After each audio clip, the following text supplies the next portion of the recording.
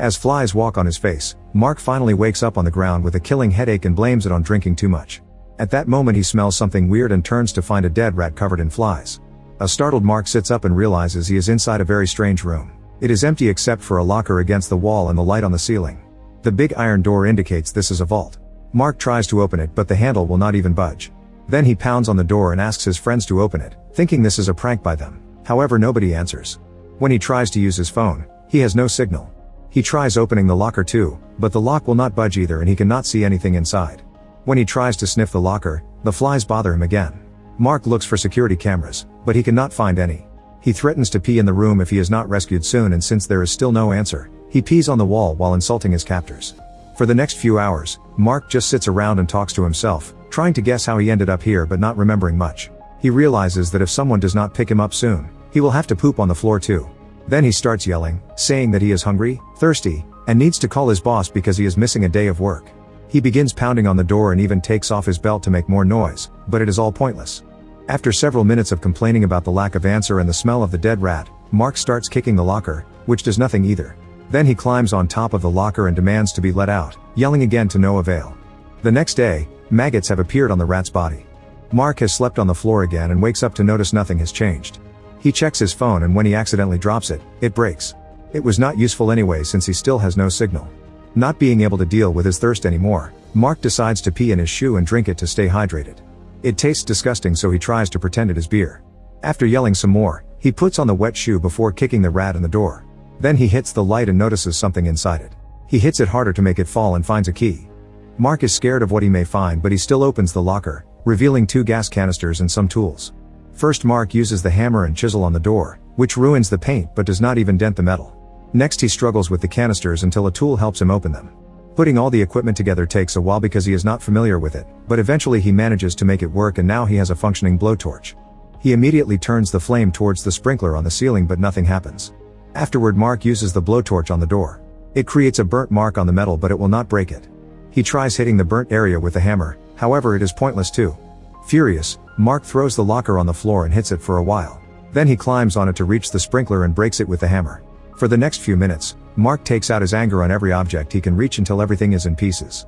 He only stops when he realizes he is wasting too much of his body water. Sitting on the floor, he starts going through the things he knows about his current situation and concludes that someone wants to kill him very slowly while watching him suffer. At that moment he notices a hole in the wall and decides to start making it bigger with the tools.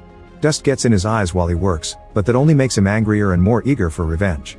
Even when he hurts his hand with the hammer, Mark keeps on working, only stopping when he needs to rest to recover energy.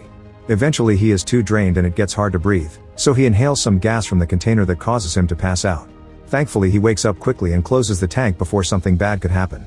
Next he eats the maggots from the rat's body while sarcastically saying they are healthy and organic. They taste awful but he still eats as many as he can. Lastly he pees in his shoe again and drinks it, which almost makes him puke. After working on the wall for a while, Mark finds the metal reinforcements.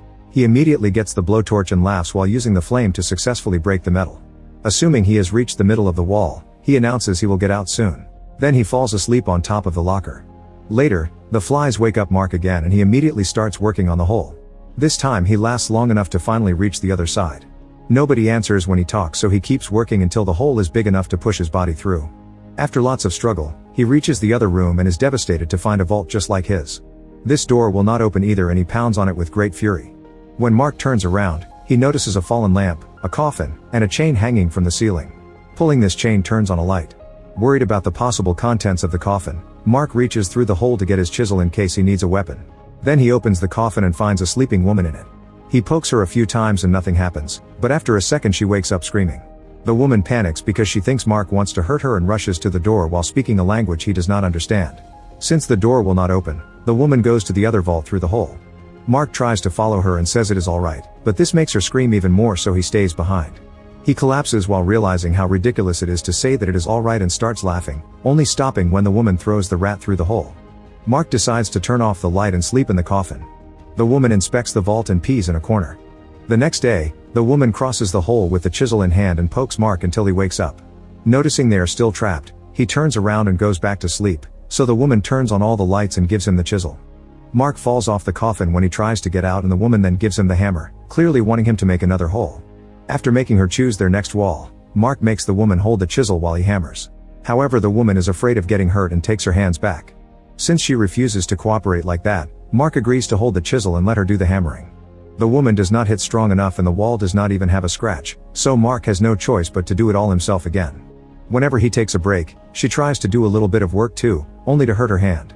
Mark keeps wondering who put him here while watching her, and starts getting attracted to her.